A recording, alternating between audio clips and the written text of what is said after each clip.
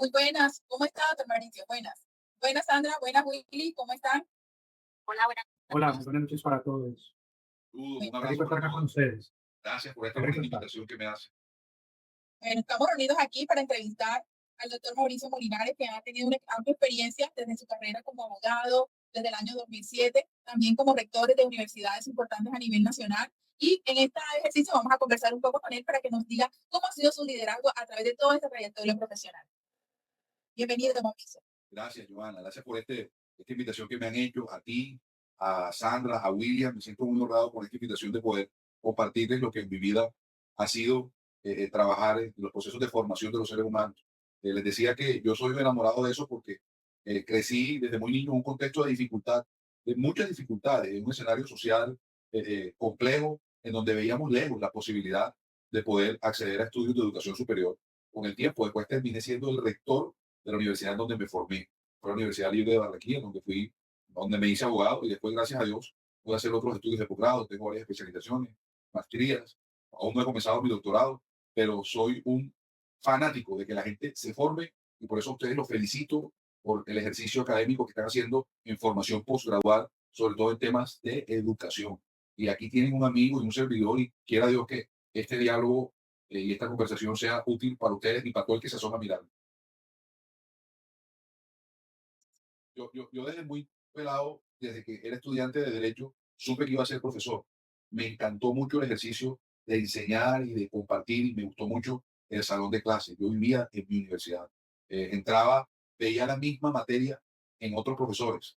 O sea, si yo sabía, por ejemplo, que yo, Derecho Constitucional, yo tenía un profesor, pero había otro profesor dictando Derecho Constitucional, a mí me encantaba después ir a ver esa misma materia dictada por otros profesores y disfrutaba mucho el ambiente que se da en el salón de clases. Sobre todo porque yo estudié mi primer año de derecho, solamente el primer año lo hice en la mañana.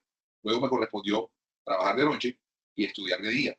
Y me di cuenta que el salón de clases es un escenario de posibilidades maravillosas.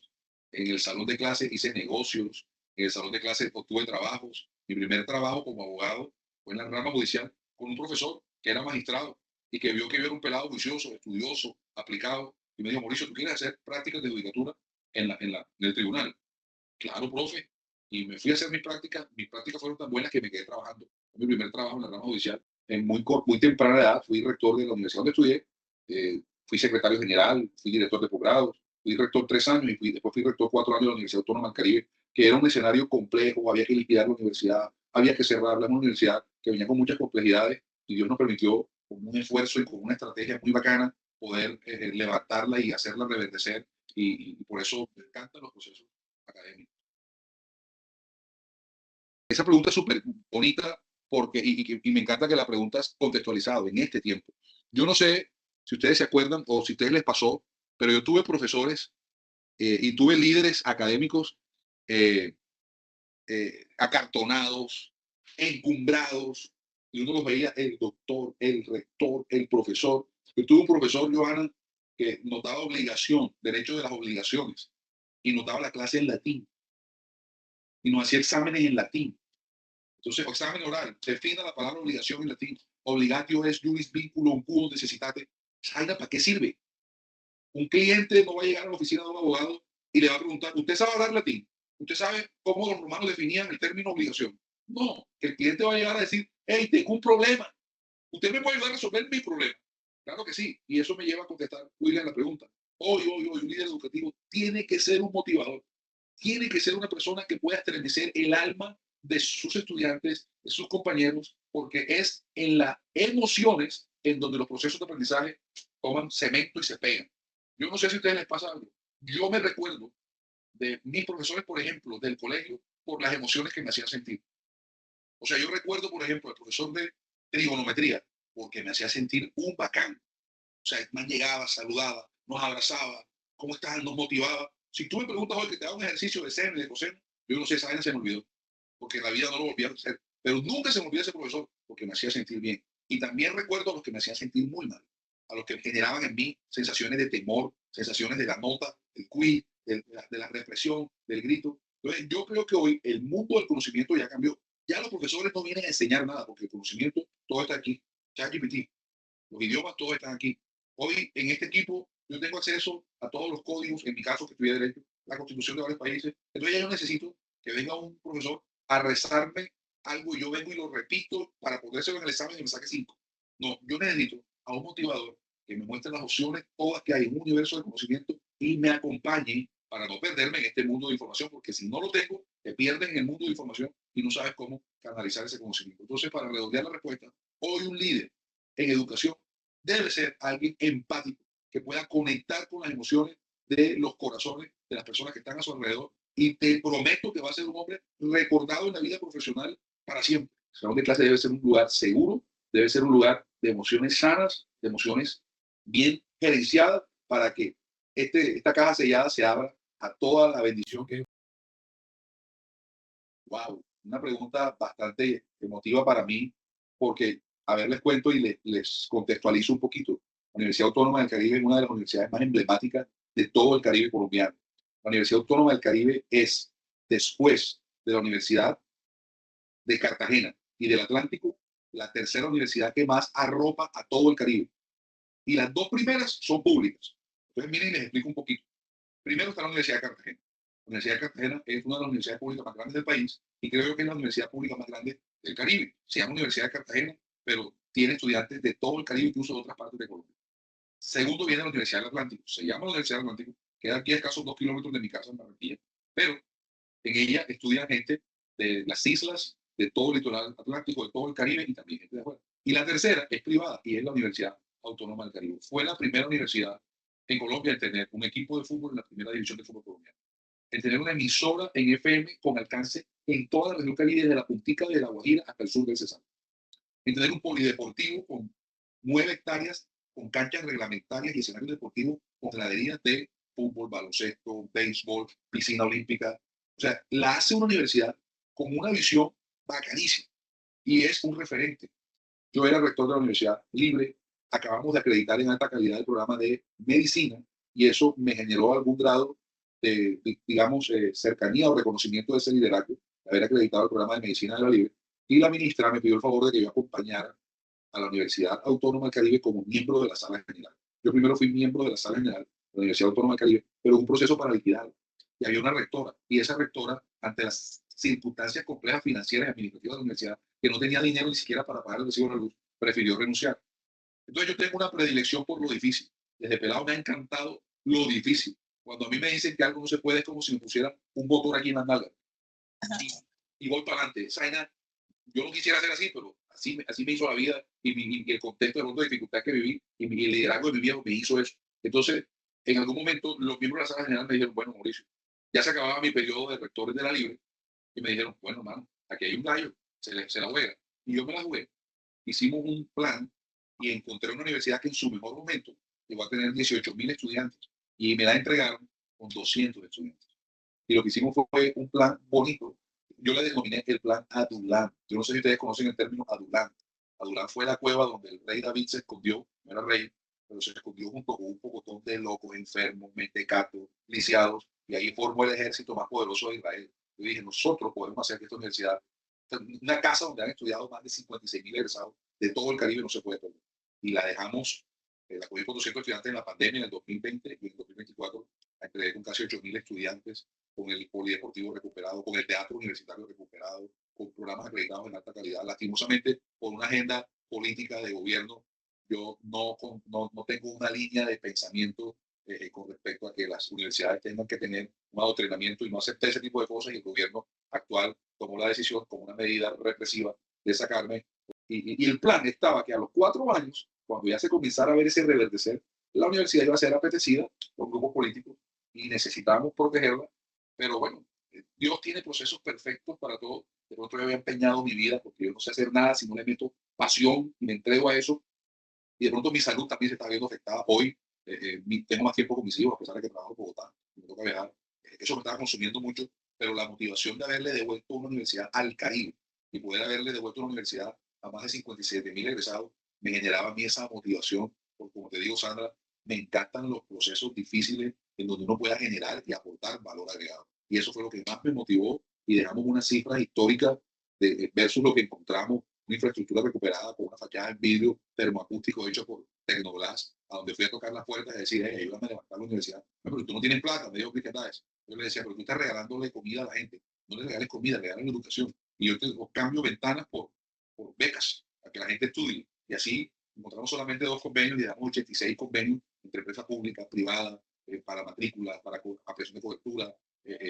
Fue algo que disfrutamos muchísimo, porque si hay algo que yo veo, porque soy producto de eso, cuando hay una plataforma para que la gente estudie y que el ser humano pueda ser transformado y decir, mira, lo mejor que a mí me puede pasar en la vida es encontrarme con alguien que diga, profe, mire, ya me compré este carrito, voy echando para adelante, profe, estoy trabajando en tal parte, profe, monté mi empresa. Y esos son las universidades, esos son los colegios, esos son los lugares en donde el ser humano puede acceder al universo de oportunidades que Dios nos brinda. Excelente, excelente experiencia. Muy bueno. Bueno, y Mira, esa pregunta que tú me estás haciendo es el gallo de las universidades en el mundo. Tengo la bendición de haber podido visitar varias universidades en el mundo y hoy las universidades ya dejaron de ser un lugar con aulas de clase donde la gente va a estudiar 5 años y sale con un título de trabajo. Ya eso no son las universidades. Universidades, sobre todo las universidades del primer mundo, las universidades de Estados Unidos, tú vas y tú dices, ¿dónde están los estudiantes? No hay estudiantes. Y tú dices, ¿qué pasa aquí?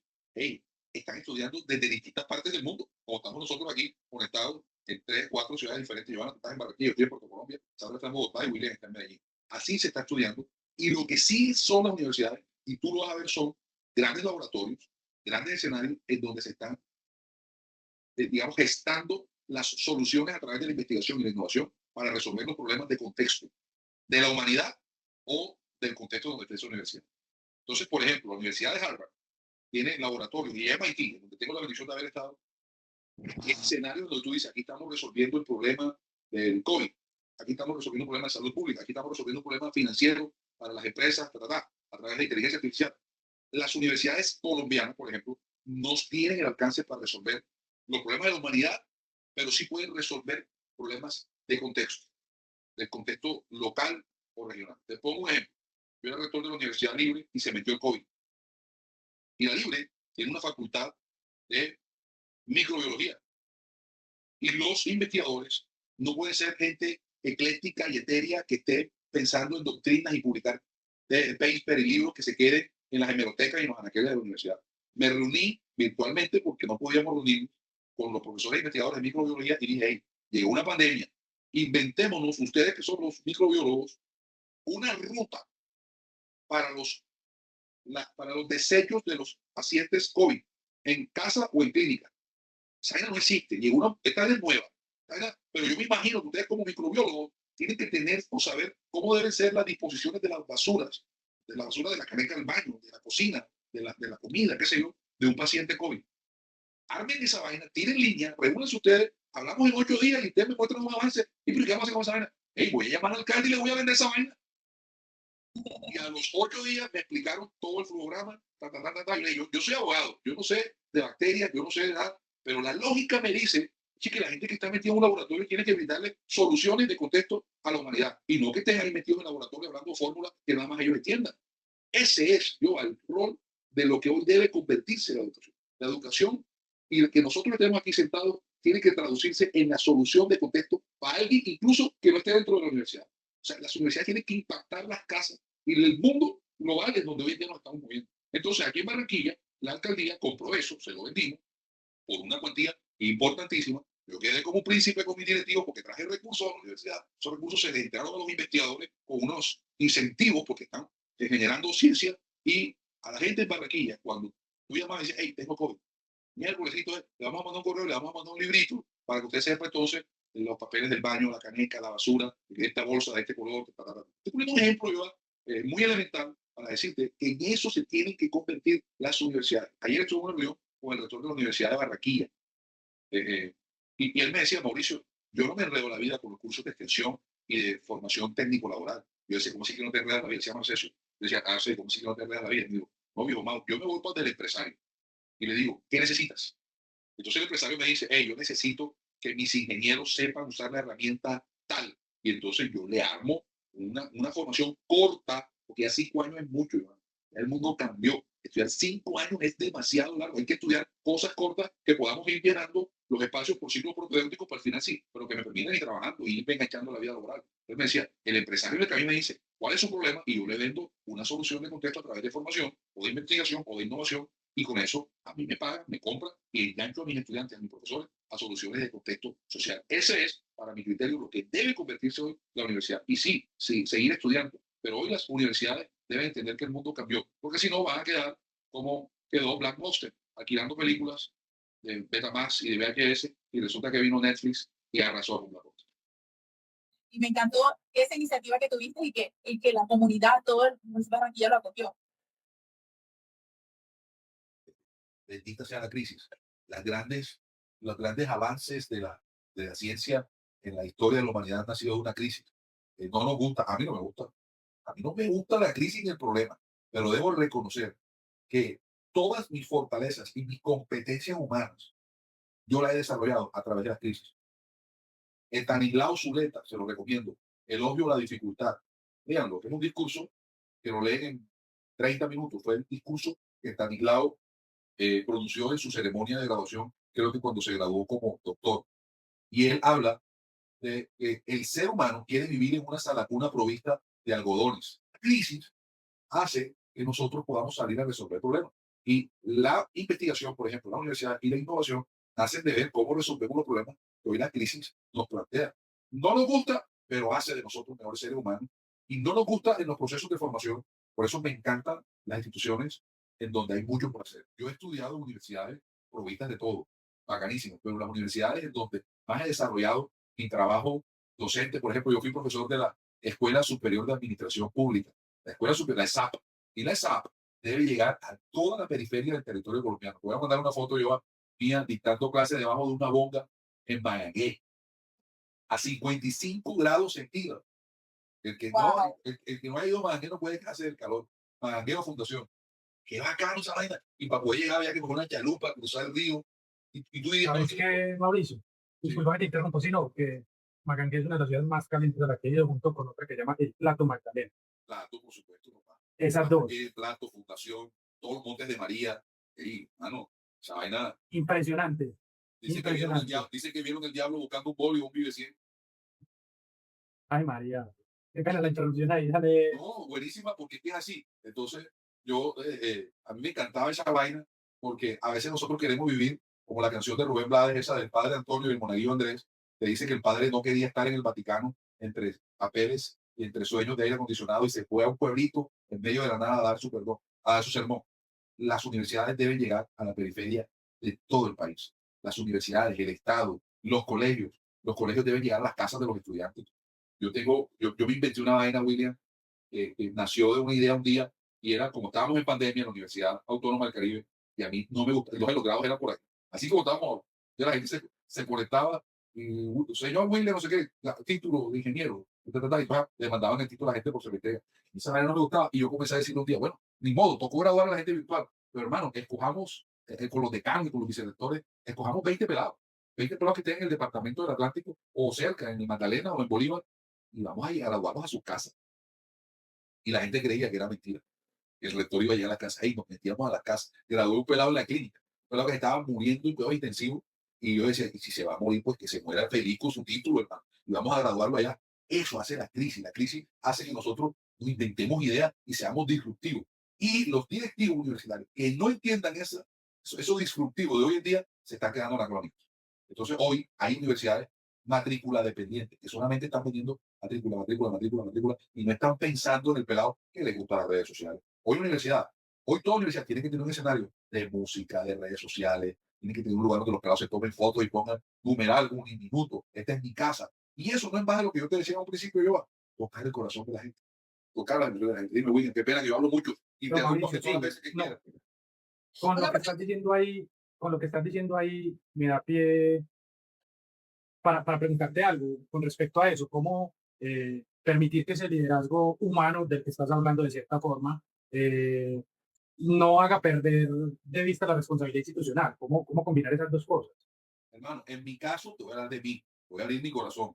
Yo soy abogado de formación, pero en mi instinto soy un poeta, un músico, yo soy loco.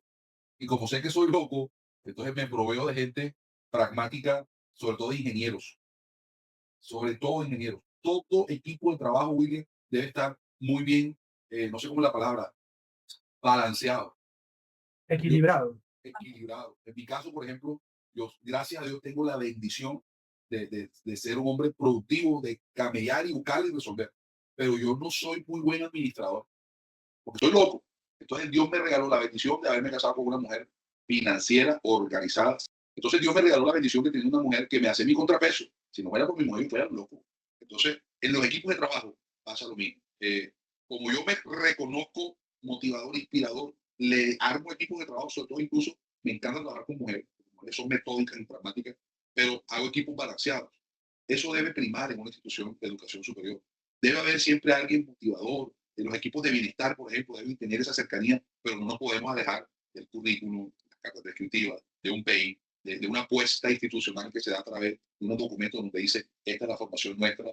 Y ahí es bacano cuando los equipos se complementan y se puede trabajar de manera organizada en el máximo de las emociones y la emotividad, pero respondiendo a una casa de estudio que tiene una razón de ser, que tiene una planificación, que tiene unos métodos y que le apunta a un egresado que tiene unas características. Entonces, yo soy en eso el loco y me proveo de acuerdo que me amarre. Mauricio, tú escribes la columna Desde el Alma, ¿verdad? Sí. Pues, en esa columna partes reflexiones muy personales. La pregunta es, ¿cómo conectas ese espacio de escritura con su rol de líder educativo? Gracias por esa pregunta, Sandy. Mira, yo tenía un blog, era como una columna, era un blog que se llamaba el blog del rector, y lo escribía todos los lunes. Disfruto mucho escribir de las cosas que fluyen. En mi caso, me encanta la música, soy músico aficionado, pero por ejemplo, yo me monto en un avión me monto en muchos aviones y en el iPad comienzo a escribir cosas, ideas. Le escribo cosas a mis hijas, mi esposa, a mi mamá le escribo muchísimo. Tengo con mi mamá una conexión muy bacana desde la escritura, nos escribimos bastante. Entonces, yo tenía esa vaina que se llamaba el blog del rector. En ese blog hablaba de todos los temas, porque eso es lo bonito de la universidad. En una universidad caben todos los temas. Tú en una universidad puedes hablar de la reforma a la justicia, puedes hablar del nuevo sistema o la nueva reforma a la ley 30, que entre otras cosas acaba de sacar el Congreso de la República ayer o antier, no recuerdo.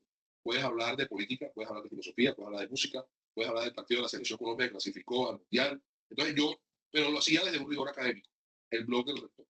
Luego lo hice en la Autónoma, el blog del rector. Cuando dejé de ser rector, dejé de publicar lo que escribía. Entonces he seguido escribiendo. Pronto los voy a invitar al lanzamiento de mi libro que será en el mes de noviembre. De un libro que voy a publicar en el mes de noviembre que se llama Yo creo en cosas que no he visto. Se llama Yo creo en cosas que no he visto. ¿Ustedes han escuchado la canción de Willy Colón, O qué será? ¿Saben cuál es? O qué será. O qué será, qué será. Esa canción, una canción brasileña, pero original Brasil. Pero comienza diciendo yo creo en muchas cosas que no he visto. Y yo he tenido que ver muchas cosas que la gente me decía, eso no se puede. Entonces, escribo bastante. Pero como ya no era rector, dejé de publicar. Y un periodista de la ciudad de Barranquilla, Jorge Cura, en un diálogo estábamos tomando un café y me dijo, hey, tú escribes bien, yo te leía, Mauricio. De verdad, ahora sí, yo te leía. Pero ¿por qué dejaste de escribir? Y dije, bueno, porque como era el blog del rector y ya no soy rector, entonces me dijo, pero saca una columna. Entonces, eso fue el año pasado, Sandra, y yo comencé a escribir lo mismo que escribía antes. Entonces, yo como trabajo en el Congreso de la República, todos los proyectos de ley los conozco. Estábamos en ese momento en la presidencia del Congreso de la República, yo era jurídico en la presidencia. Entonces comencé a escribir de temas jurídicos que me apasionan. Y escribía y no me llenaba. Y yo sé que yo escribo bien y era página muy bien escrita. Yo decía, esta página está buena, pero hay mejores. Y esto no me satisface. Y entonces me atreví a desnudar una de mis temores. Te lo confieso porque, entre otras cosas, esta mañana grabé un podcast. Yo grabé un podcast con Luis Carlos Quiñones. Esta mañana, que lo va a publicar la semana entrante, un amigo coach que van a conocer. Y Luis Carlos me preguntó algo y me decía, Mauricio, el podcast se llama Desnudando Verdades. Y yo tenía un problema, un prejuicio con poder hablar de mi experiencia de vida y de mi fe. Y yo dije, yo voy a hablar desde el alma. Y no me propuse ese nombre, sino que aquí le dije a mis hijos, mujer, no, yo voy a escribir desde el alma. Hay unas mías que me estén pasando. Y mi hijo mayor, Arturo, me dijo, hey, ese nombre me gusta. Ese debe ser el nombre de tu columna. Y yo, mierda, bueno, vale, vamos a hacerlo. Y me encontré, Sandra, para responder tu pregunta, una vaina que yo no sabía que yo me iba a encontrar. Y era que yo pensé que ese escrito, que después se convirtió en una videocolumna, entonces yo escribo mi columna, se publica en 4 diarios, uno en La Guajira que se llama el Diario del Norte, en Impacto News, en Extra Noticias, en el portal de Mabel Morales, y la semana entrante se va a publicar en el Heraldo y en La Libertad. Y un amigo que está, que tiene un problema, un accidente, está en una cama, tiene medio cuerpo muerto, él no puede enfocar la lectura. Entonces me dijeron, Mauricio, me dices que volviste a escribir, ya no te puedo leer, tuve un accidente. Entonces me dijo, graba un audio que yo quiero. Entonces me puse a grabar el audio y mi otro hijo Mauricio me dijo, no, papi, no seas corrocho, que audio ni que audio, graba un video y publica esa vaina en tus redes. Y dije, bacano, y lo hice. Y entonces me encontré con una verdad, y era que yo no sabía que lo que yo escribo ahí, que es muy desde el alma, desde mis emociones, desde mi fe, iba a tener un alcance que yo no esperaba. No solamente a mis alumnos, sino en compañeros profesores, en investigadores. Y en estos momentos, te confieso una vaina, a través de TikTok, llego a gente que ni yo sabía que iba a llegar. Tengo un testimonio lindo de una señora que me escribió desde México. Me escribió por TikTok y me decía, Señor, que Dios lo bendiga. Yo tenía un problema muy jodido con una hija y teníamos no sé cuántos años de no vernos ni hablarnos, estábamos enemistadas, y a través de un video suyo yo me atreví a compartir el video de su columna a mi hija e hicimos las paces. Y te digo la verdad, Sandra, yo vencí un temor, porque yo antes quería venderme como ese líder académico eh, acartonado desde el currículo, y cuando, como soy profesor, sigo siendo profesor, dicto clases de posgrado, y la materia que dicto es contratación pública, contratación estatal, principios de contratación, derecho administrativo, derecho constitucional. Y yo dije, yo me quiero dedicar más a esto. Yo quiero, desde mis emociones y desde mis errores y desde las embarradas inmensas de la vida que he tenido por dedicarme a veces, que a alguien le sirva eso. Y ahí lo he conectado, y eso ha tenido una repercusión académica que yo no preví, te lo juro. Por ejemplo, la semana entrante voy a dictar una conferencia con unos empresarios del puerto de Barranquilla que vieron una de las columnas y me dijeron, ven acá, tú no puedes compartir eso a un grupo de empresarios de aquí del puerto.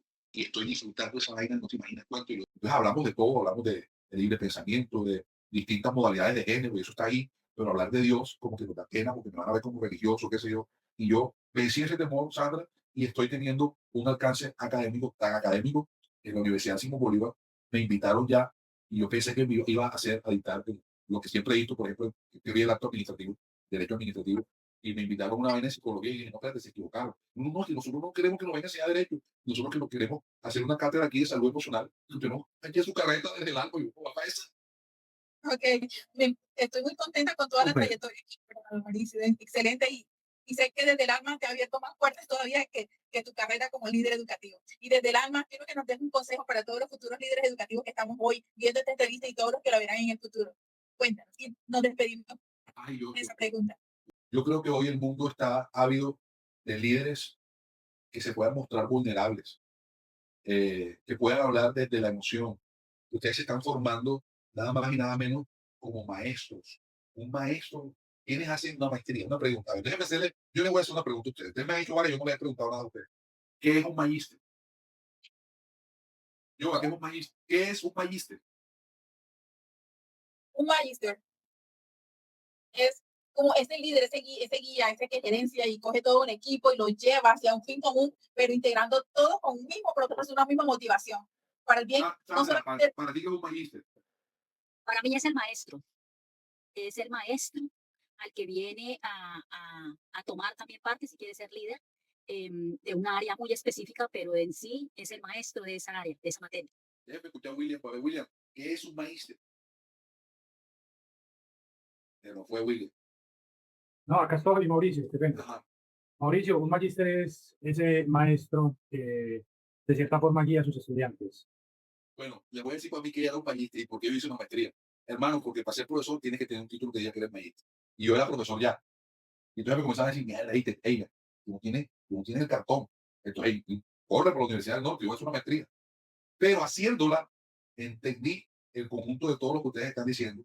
Pero en último, un profesor me dijo, Mauricio, un magíster tiene que haber producido conocimiento. O sea, ustedes para graduarse tienen que tener un trabajo de tesis de grado, ya ustedes estarán trabajando en eso.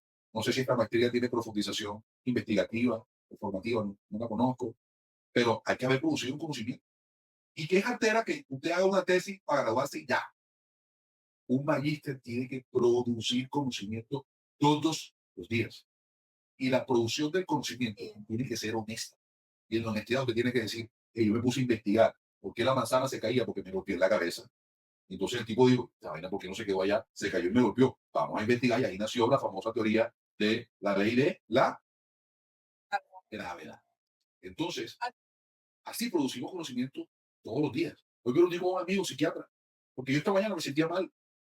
Y ese amigo psiquiatra se sorprendió cuando llegué a buscarlo. Le dije, vengo con una consulta. ¿Y tú? Y dije, pero si tú eres un psiquiatra, yo quiero conversar contigo. Y yo en estos momentos estoy viviendo un proceso emotivo donde de pronto tú me puedas dar una luz.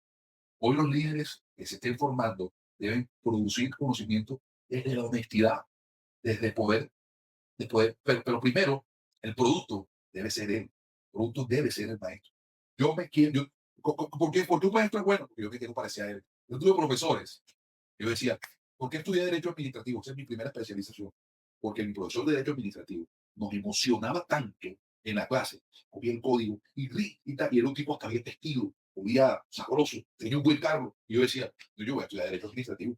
¿Por qué no estudié Derecho Laboral? Porque el profesor de Derecho Laboral, no voy a decir el nombre por si acaso estaba en ustedes la pública, llegaba con una agenda vieja debajo del brazo. Una agenda de 1988, sudado. Llegaba en bus, llegaba con unos zapatos sucios. Y yo decía, no, hermano, este man está pasando el día en la bicicleta. Los que estudian Derecho Laboral pasan trabajo. Mentira. Hoy día tengo amigos laboralistas riquísimos, prósperos, que camellan. Entonces, desde nuestro rol, el producto soy yo, y yo produzco, de pronto, no la verdad pelada, pero sí produzco ideas de conocimiento que acerquen a la gente a la verdad, y eso impacta al mundo, en donde Dios me ponga, en la calle, en el estadio, de alguna u otra forma. Yo estoy produciendo, yo estoy viendo en un partido, y yo puedo decir, oye, ¿y qué tal si James se mueve de esta y de esta para allá? Ahí produce una idea que aquí puede decir, oye, sí, vamos a mejorarla. Eso es el consejo que yo le doy a todo el que se pare en un salón de clase, porque la gran responsabilidad de todo el que tiene una audiencia no puede simplemente ser entregar una fórmula, es impactar corazones. Hoy hay gente que está necesitada de un abrazo. Hay alumnos tuyos que te van a recordar por la forma como le estrechaste la mano, le dijiste, hey campeón, ya para adelante que tú puedes. No importa si se le olvida las 3 fases de la contratación pública, precontractual, contractual, porque no importa si se le olvida esa vaina, porque, hey, aquí está. Ah, sí, aquí está lo que Mauricio me enseñó. Pero el abrazo que yo le di, la motivación que yo le di, no lo van a encontrar ahí. No lo van a encontrar. La cara, la sonrisa y la bendición que le dije, loco, ya para adelante. Con Dios todo se puede. Con Dios todo se puede, todo se puede. Eso no lo va a encontrar ahí. Y si tú tienes la bendición de tener un salón de clase, marca a la gente, ponle un sello, que Dios esa vaina te la va a pagar de alguna forma, a ti o a tus hijos. Muchas gracias, Muchísimas Mauricio, por este espacio que nos diste. No, gracias a Excelente, ustedes. creo que es muy enriquecedor para todos. Muchísimas gracias de todo corazón,